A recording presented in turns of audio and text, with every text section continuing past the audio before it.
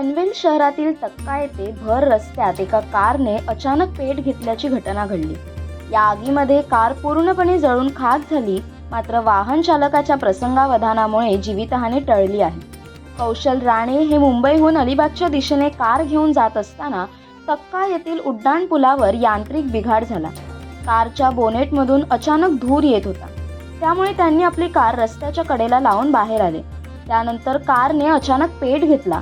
ही माहिती कार चालकाने नवी पनवेल सिडको अग्निशमक दलाला दिली असताना त्यांनी तत्काळ घटनास्थळी धाव घेत आगीवर नियंत्रण मिळवले।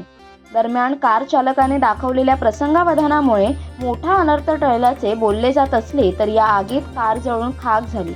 या घटनेची नोंद पनवेल शहर पोलीस ठाण्यात करण्यात आली आहे। कोकणासह परिसरातील ताज्या घडामोडींसाठी सागर डिजिटलला सबस्क्राईब करा आणि नोटिफिकेशनसाठी बेल आयकॉनवर प्रेस करा।